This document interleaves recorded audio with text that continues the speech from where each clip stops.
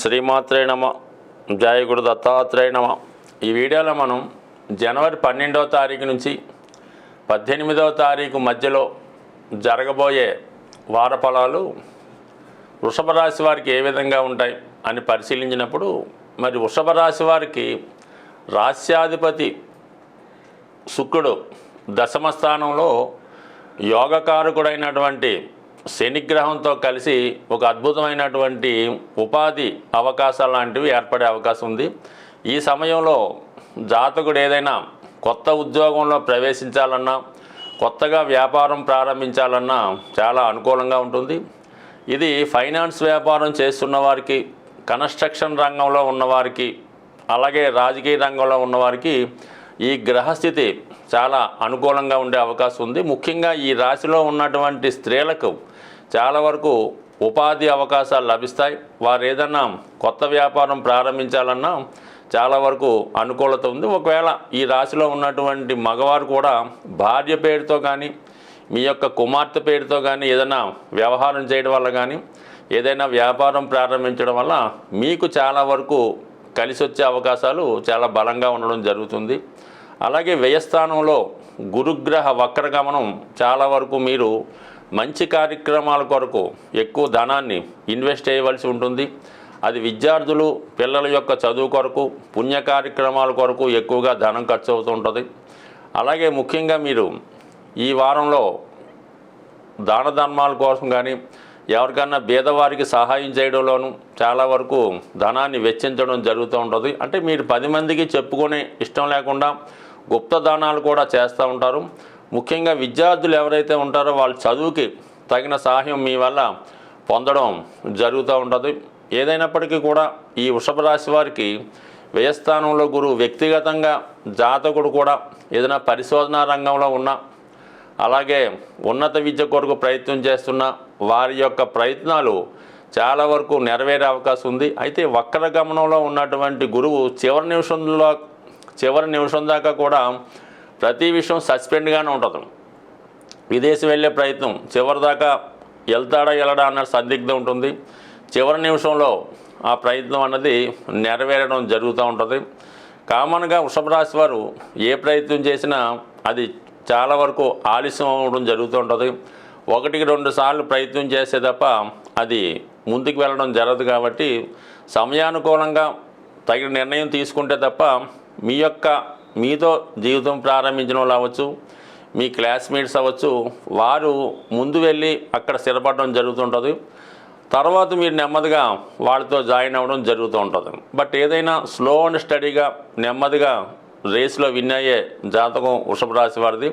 నిదానంగా ఆలోచించి నిర్ణయాలు తీసుకోవడం వల్ల జీవితం స్థిరపడడం ఆలస్యమైనప్పుడు కూడా పర్ఫెక్ట్గా స్థిరపడడం జరుగుతుంది. సో ఇక మనకి అష్టమ స్థానంలో ఇంచుమించుగా మనకి ఈ వారం 14వ తారీఖు వరకు కూడా అష్టమ స్థానంలో రవి బుధుల సంచారం. ఒక విధంగా బుధుడు యొక్క అష్టమ స్థితి రవితో కలిసి ఉండడం వలన ఇది ఒక విధమైన ఆకస్మిక ధనయోగాన్ని ఇవ్వడం జరుగుతూ ఉంటుంది. అటు ప్రభుత్వ పథకాల వల్ల అవ్వచ్చు, ప్రభుత్వ సహకారం వల్ల అవ్వచ్చు, ఏదన్నా మీకు ఈ స్కాలర్షిప్ వల్ల కానీ, లేదంటే ఏదైనా బ్యాంకు రుణం ద్వారా కానీ, లేదా ఇన్సూరెన్స్ ద్వారా కానీ సమయానుకూలంగా మీకు ఆర్థిక సహకారం ఉండే అవకాశం ఉంది. బట్ 14వ తారీఖు ఈ మకర సంక్రమణం తర్వాత రవి భాగ్యస్థానంలోకి రావడం వల్ల మీ కుటుంబంలో ఒకరికి ఒక ఉన్నత హోదా స్థితి కలిగే అవకాశం ఉంది. అది మీ సంతానానికి కానీ, మీ తండ్రి గారికి కానీ చెప్పుకోదగ్గ పదవి కానీ, ఏదైనా ఒక గొప్ప గుర్తింపు కానీ, గౌరవం కానీ లభించే అవకాశం ఉంది. దానివల్ల వ్యక్తిగతంగా మీ కుటుంబ గౌరవం కూడా పెరిగే అవకాశం ఉంది. అలాగే లాభస్థానంలో ఉన్నటువంటి రాహుగ్రహ ప్రభావం వల్ల విదేశంలో ఉన్నటువంటి మిత్రుల్ని వాళ్ళు మిమ్మల్ని కలుసుకోవడం జరుగుతూ ఉంటుంది. వారి ద్వారా మంచి సమాచారం తెలుసుకుంటారు. మీ యొక్క ఆర్థిక అవసరాలకు తగు విధమైనటువంటి ధనాన్ని విదేశంలో ఉన్నటువంటి మిత్రులు కానీ, అలాగే ఇతర కమ్యూనిటీకి చెందిన మిత్రులు కానీ చాలా వరకు సహకరించే అవకాశం ఉంది. ఏదైనా స్పెక్యులేషను, షేర్ మార్కెట్టు, జోదం, పందెం మొదలగు వాటిలో మాత్రం ఈ వారం అంతా దూరంగానే ఉంటే మంచిది. బట్ ధనం వచ్చినప్పుడు కూడా అక్కర్లేని ఖర్చుల వల్ల, చిన్న మిస్టేక్స్ వల్ల, సెల్ఫ్ మిస్టేక్స్ వల్ల ధనం నష్టపోయే సూచనలు ఉన్నాయి. కాబట్టి ఆర్థిక విషయాల్లో మాత్రం ఎటువంటి ప్రయోగాలు చేయకుండా జాగ్రత్త వహించడం మంచిది. సాధారణంగా గ్రహాలు మనకి అనుకూలమైనటువంటి ఫలితాలు ఇవ్వాలంటే సూర్యగ్రహం యొక్క అనుగ్రహం తప్పనిసరిగా ఉండాలి. జాతకంలో సూర్యభగవానుడు ఎంత బలంగా ఉన్నా మన దైనందిన జీవితంలో గోచారంలో సంచరిస్తున్నటువంటి రవి యొక్క సంచారాన్ని బట్టి కూడా జాతకుడి యొక్క ఫలితాలు ఆధారపడడం జరుగుతూ ఉంటుంది. ముఖ్యంగా ప్రతీ నెల సూర్యభగవానుడు ఒక రాశి నుంచి ఒక రాశికి మారడానికి ఒక సంక్రమణంగా మనం పెద్దలు నిర్ణయించారు.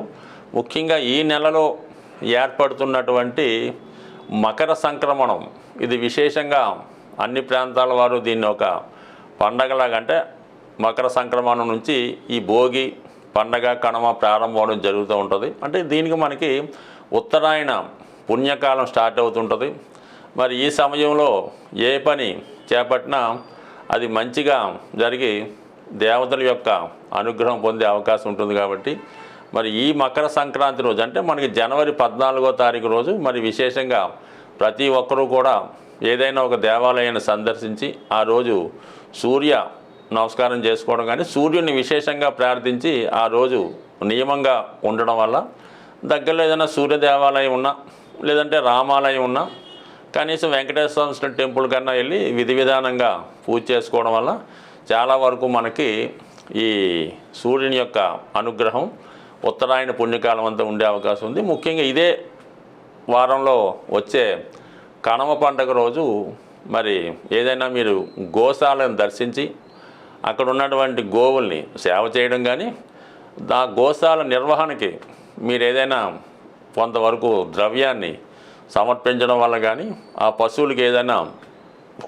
ద్రవ్యాన్ని ఆహార పదార్థాలని స్వీట్స్ బెల్లం వగైరా వగైరా ఇవ్వడం వల్ల అటు ఒక విధంగా లక్ష్మీ అనుగ్రహానికి పొందే అవకాశం ఉంది. ఇది సాధారణంగా గ్రామీణ ప్రాంతాల్లో ఈ కనుమ పండుగ రోజు రైతులు చేస్తూ ఉంటారు. ఏదైనా మరి ఈ పండగలో అటు అందరినీ సంతృప్తిపరచడం వల్ల అటు పితృదేవతలు కూడా సంతోషించే అవకాశం ఉంటుంది. కాబట్టి సాధ్యమైనంత వరకు మీకు తోచిన విధంగా ఏదో ఒక పుణ్య కార్యక్రమం దైవ కార్యక్రమం చేపట్టడం, ఎక్కువగా సూర్యభగవాన్ని పూజించడం, మీ తండ్రి సమానమైన వ్యక్తులు తాతగారు తండ్రి గారు పెద్దనాన్నకి ఎవరన్నా వారికి అంటే మీకు కలిగినంత విధంగా ఏదో ఒక ధనాన్నో వస్త్రాన్నో సమర్పించడం వల్ల చాలా మంచి ఫలితం లభిస్తుంది. ముఖ్యంగా బాగా ఎవరైతే ఆర్థిక పరంగా పరమ ఇబ్బందుల్లో ఉంటారో అసలు ఏ పని కూడా చేయలేము, అసలు దేనికి కూడా తినడానికి కూడా తిండి లేదన్న పరిస్థితిలో ఎవరైతే అంటే సాధారణంగా ఎవరు ఉండరు. ఉన్నవాళ్ళ పరిస్థితి ఏంటంటే మీకు సాధ్యమైనంత వరకు మీ తండ్రి సమానమైన వ్యక్తులకి ఒక మంచి చెప్పుల జత కొనివ్వండి వాళ్ళకి. అవి వాళ్ళు వాడే విధంగా మీరు చూడండి. ఈ విధంగా ఒక్కసారి మీరు ప్రయత్నం చేయండి. మీరు ఎంత దరిద్రంలో ఉన్నా దాని నుంచి బయటపడే విధంగా నేను చాలామందిని అనుభవపూర్వకంగా చూడడం జరిగింది. అంటే మీ తండ్రి గారు ఎంత గొప్పవారైనా మీరు ఏ స్థాయిలో ఉన్నా వారికి మీరు ఒక మంచి ఖరీదైనవో మామూలువో చెప్పుల జత స్వయంగా వారికి ఇవ్వడం వల్ల అవి వారు వాడటం వల్ల మీరు ఆ చెప్పులు అరిగిపోయేంత లోపల మీ యొక్క సర్వ దరిద్రాలు తీరిపోయే అవకాశం ఉంది. స్వస్తి.